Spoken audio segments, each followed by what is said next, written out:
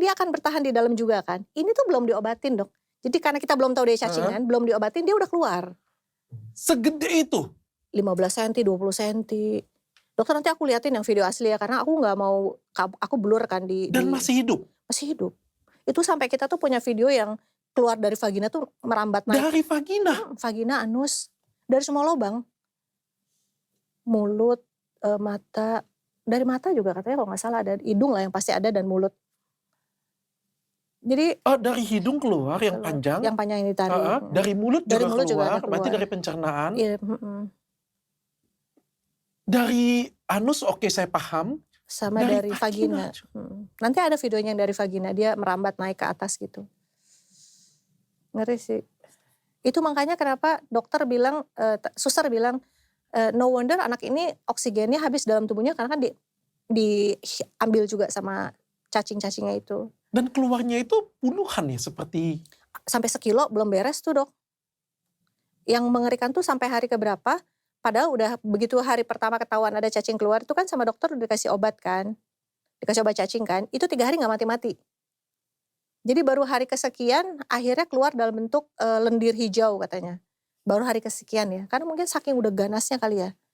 Udah, nggak ngerti lah, aku ntar salahin juga, aku bukan orang dokter pula. Oke, dari katanya telur cacingnya udah sampai otak juga? Iya, kan kita ada hasil ronsennya, banyak banget tuh di otak. Oh, telur cacingnya sudah sampai otak juga? Iya, bertelurnya di otak itu.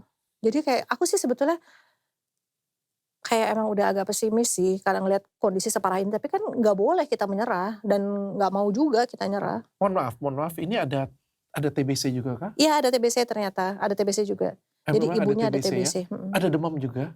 Ada demam Dok. Sepsis ya kan. Tapi ya secara daya tahan tubuhnya mungkin udah seperti itu ya akhirnya nggak bisa bertahan. Parah sih.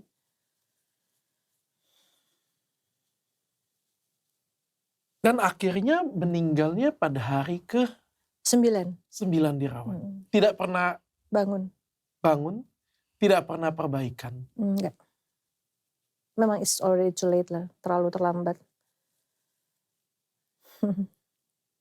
Dan boleh gak sih aku nitip pesan di podcast ini bahwa kita semua berduka atas meninggalnya Raya dan itu kayak jadi cerminan potret kesehatan yang ada di Indonesia. Tapi sebetulnya kita masih punya ratusan ribuan kasus yang kurang lebih sama mengerikannya walaupun tidak ekstrim keluar cacing, tapi yang ya orang-orang ini juga yang orang-orang yang harus kita perjuangkan. Really?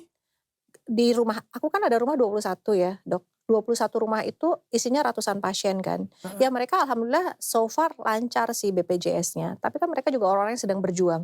Dan ya itu ntar ada aja lah obatnya gak tercover BPJS lah. Ada yang ya kayak gitu itu masih banyak lah. Dan masih banyak nih sampai ke kita ratusan aduan di semua kota call center kita ada yang memang minta tolong untuk kasus-kasus sakit-sakit. Jadi kerjaan sih masih banyak Dok.